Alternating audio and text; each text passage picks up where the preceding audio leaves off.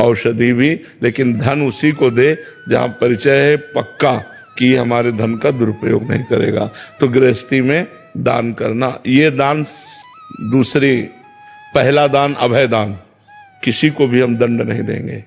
अभय दान, कोई कितना भी अपराध करे, अभय दान से बढ़कर कोई दान नहीं। जैसे जप से बढ़कर कोई यज्ञ नहीं, ऐसे अभय दान से बढ़कर कोई दान नहीं।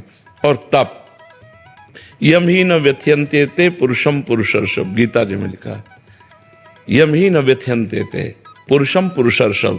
जो मन हमारा कह रहा है आज हम ये खाएंगे, ये देखेंगे, ये भोगेंगे, अगर उसे ना मिले तो जलाता है। उस ताप को, जलन को ताप कहते हैं, उस ताप को जो सह जाता है वही तपस्वी है। बाहरी पंचअग्नियों को तापना, जल में ठंडी में खड़े हो जाना, इस तरह के वाणी का मौन रखना, कई तरह के तप किए जाते हैं, लेकिन सबसे बड़ा तप है अपने धर्म में चलने से जो कष्ट मिल रहा है उस कष्ट को आनंद पूर्वक सहना, इसे तप कहते हैं। तो यज्ञ, दान और तप, इसका भाव ये है कि हम भगवान की शरण तक पहुँचे।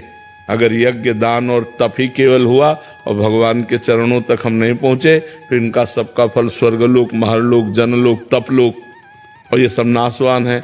भगवान की प्राप्ति हो जाए वही साधना धन्य है। इसीलिए भगवान ने गीता जी में पर्सनल बात कही अर्जुन जी से, सर्वधर्मान परित्यज्य मामेकम शरणम व्रज, क्योंकि आखिरी लक्ष्य भगवान की शरण। अगर भगवान की शरण में नहीं हुए तो सब क्या करा है, मान लो 4 दिन एक स्वाप्निक सुख की तरह स्वर्ग का सुख लिया, फिर मृत्यु लोक में आ गए, तो बात तो बनी नहीं। बात तब बनेगी जब हमारा आवागमन मिट जाए, भगवान की प्राप्ति हो जाए।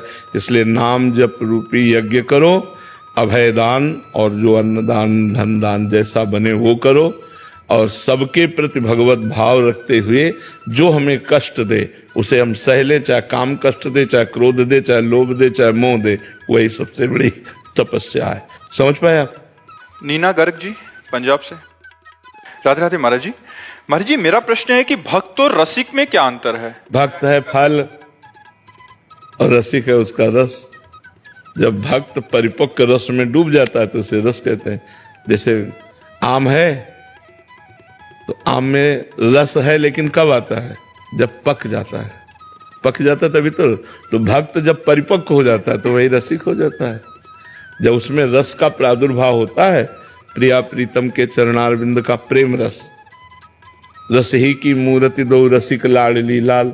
जब तक हम और भगवान हैं तब तक भक्त है, और जब हमारा भाव प्रिया प्रीतम में डूब जाए, प्रिया प्रीतम के सुख में डूब जाए, प्रिया प्रीतम की सेवा में डूब जाए, अपनी सुधि ना रहे, तो उसे रसिक कहते हैं। रसिक तब ही पहचानिए जाके यह रस रीति, छिन छिन ही में उपजे लाल लाडली प्रीति।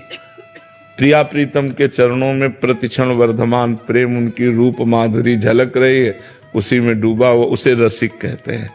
रसिक सबसे बड़ी पदवी है। जो रसिक जन है वो सबसे बड़े हैं। भक्त कभी अपने संकट निवृत्ति के लिए भगवान से प्रार्थना करता है, कभी अर्थ के लिए प्रार्थना करता है, विविध प्रकार, लेकिन रसिक प्रिया प्रीतम को आशीर्वाद देते हैं और उनके सुख के लिए हर समय चिंतन करते हैं, कैसे लाडली लाल को सुख पहुंचावें। अब यहाँ अपने ही सुख में फुर्सत नहीं तो लाडली लाल के सुख की बात क्या, ये तो बहुत ऊंची बात है ना। इसीलिए भगवत रसिक, रसिक की बातें रसिक बिना को समझ सके ना। भगवत रसिक जी कहते हैं बिना रसिक के कोई रसिक की बात नहीं समझ सकता। तो भगवान के प्रेम रस में डूबा हुआ रसिक कहलाता है। जो लाडली लाल के प्रेम रस में डूबा है वही रसिक है। सीरज जी कनाडा से। राधे राधे महाराज जी। महाराज जी, क्या अप्रकट संत महाराज जी से मानसिक रूप से दीक्षा मिल सकती है? यदि हाँ तो हमें कैसे ज्ञात होगा कि उनके द्वारा कौन से नियम दिए गए? बहुत कठिन बात है। जो महापुरुष अप्रकट हो चुके हैं और वो प्रभुमय हो गए, जैसे तरंग समुद्र में लीन हो गई, ये ज्ञान मार्गी संतों का होता है। और या प्रिया प्रीतम के भाव में देह प्राप्त करके भाव दे उनकी सेवा में है।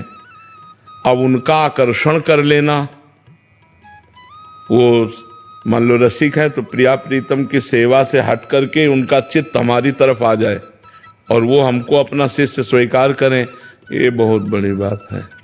इसीलिए भगवान की प्रेरणा से हर संप्रदाय में आचार्य रूप में प्रकट हुए हैं। तो आचार्य परंपरा से प्राप्त मंत्र हम किसी प्रगट संत से लें। हमारी इतनी सामर्थ्य नहीं कि हम ललिताजू का आकर्षण करके उनसे मंत्र ले लें। भाई होए किसी की तो ले लो। हमें तो प्रगट गुरु की कृपा मिली है, प्रगट गुरु के चरणों से मंत्र मिला है, उन्हीं के चरणों का आश्रय लिए हैं। अब ऐसा कोई सिद्ध पुरुष, ये तो सिद्ध पुरुष होता, साधक थोड़ी होता है कि चिंतन किया और ललिता जी आके मंत्र दे गई, विशाखा जी आके मंत्र दे गई। नहीं तो सहजता के लिए ललिता जी का अवतार स्वामी हरिदास जी हैं। हरिदास जी की परंपरा में जो मंत्र वो ललिता जी का ही है। उनकी शरण में गए, रिझा लिया, उनसे मंत्र ले लिया, को भजन करें। प्रगट में इतना चिंतन करके कि हम ललिता जी को, हम विशाखा जी से बात कर सके, ये बहुत कठिन बात है, बहुत कठिन बात। बिना प्रिया जी की कृपा के संभव नहीं है। तो हम प्रगट महापुरुषों का आश्रय ले ले, उन्हीं की परंपरा से, तो हमें लगता है वही मंत्र मिल जाएगा जो उन्होंने दिया है। क्यों, किसका प्रश्न है? हाँ, आप देख लो। वंदना जी पंजाब से। दादा वल्लभ श्री हरिवंश महाराज जी। महाराज जी, आपकी कृपा से 84 जी के पद याद कर लिए हैं और नियमित उनका गायन भी करते हैं, बट भजन उपासना में ऐसा लग रहा है कि आगे नहीं बढ़ पा रहे, और श्री जी के लिए जो प्यार जागृत होना चाहिए वो अभी हृदय में जलन ही होती है। महाराज जी, ऐसा हमें इसकी चिंता नहीं करनी, हमें अपने समय को सार्थक करना है। पहला नियम अंदर से ये बनाओ कि हमारा 24 घंटे में कितना समय श्री जी को समर्पित होता है। कभी नाम जप के, कभी 84 जी का पाठ करके, कभी अष्टयाम सेवा में जो भी याम कर पावे श्री जी का सेवा करके। हमको 24 घंटे सतत श्री जी में लगे रहना है, बस। आगे हमें नहीं देखना कि हमारे प्रेम प्रकट नहीं हो रहा। वो जब हमारे पाप नष्ट हो जाएंगे, जब हमारे कर्म बंधन कट जाएंगे, तो अपने आप प्रेम प्रकाशित हो जाएगा। हमें चलते रहना है, हमको ऊबना नहीं कि 84 जी से हमें कोई रस नहीं मिल रहा, नाम जप करने से हमारा कोई लाभ नहीं मिल रहा, ये सब नहीं देखना होता। चुपचाप चलते रहो, सत्य मार्ग है। जब वो हमारे कर्म बंधन विध्वंस कर देगा भजन, तो अंदर से प्रेम प्रकट हो जाएगा। और उसके लिए दीर्घ काल तक हमें लगे रहना पड़ेगा। अब ये नहीं कि 4 दिन पाठ करें, हमें नित्य विहार नहीं दिखाई दे रहा, हमें कोई प्रेम नहीं आ रहा, ऐसा ना सोचे। मुझे जैसे एक दिन 1 से 84 पद और दूसरे दिन 84 से 1 पद, ऐसे करना क्या उचित है? कोई बात नहीं है, वो तो पद है। चाहे आप आज हुआ देखिया तो प्यारी से जोई जोई प्यारो, और जोई जोई प्यारो से आज हुआ देखिया तो प्यारी, पद तो वही है। आप गाओ, भाव आगे बनेगा, आगे बनेगा। आप ऐसे चलते रहिए, ऐसे चलते रहिए। हमको भी वर्षों समझ में नहीं आया था। गुरुजी ने कहा था रोज पाठ करो, तो हम पाठ करते थे, पर हमारा कोई भाव नहीं समझ में आ रहा था। आप तो गृहस्थ में, हम तो संन्यास मार्ग में थे, पर गुरु आज्ञा थी आप पाठ करते रहो। अब फिर वही स्वाद आने लगता है, फिर उसी में हमारी आसक्ति हो जाती है। चुपचाप करते रहो। पूनम ठाकुर जी पंजाब से। हरिवंश श्री हरिवंश महाराज जी। महाराज जी, एक साधक अपने अंतर्मन को कैसे अपने गुरुदेव के अंतर्मन में मिला सकता है? जब ब्रह्माकार वृत्ति होती, भगवदाकार वृत्ति होती है, तब ऐसी सामर्थ्य आती है। ऐसे थोड़ी कि अभी तो मन विषयों में मिला हुआ है, अभी तो मन शरीर में मिला हुआ है, अभी तो मन संसार में मिला हुआ है। जब मन में भगवदाकार वृत्ति, तो उस वृत्ति से अगर गुरु की तरफ देखा तो जो उनके चल रहा है वही उसके मन में आ जाए। अभी तो आप अपने मन की पूरी बात नहीं जानते हैं, क्या क्या तुम्हारे मन में है, कि गुरु के मन की बात। गुरु में मन मिला देना बहुत बड़ी बात होती है। तो हम भजन करते रहें, नाम जप करते रहें, ठाकुर सेवा करते रहें, कोई गलत आचरण न हो, तो धीरे धीरे हमारा मन शुद्ध होगा। और शुद्ध मन ही गुरु को समर्पित होता है। निर्मल मन जन सो मोहि पावा, भगवान कहते हैं ना, तो इसलिए। शबीना बंसल जी। राधे राधे महाराज जी। महाराज जी, मेरा सवाल है कि श्री जी की कृपा से जिस दिन हमारा नाम जब पूरा दिन चलता है, उस दिन मन में ये भाव आ जाता है कि हमने आज पूरा दिन जप किया, क्या ये अभिमान है?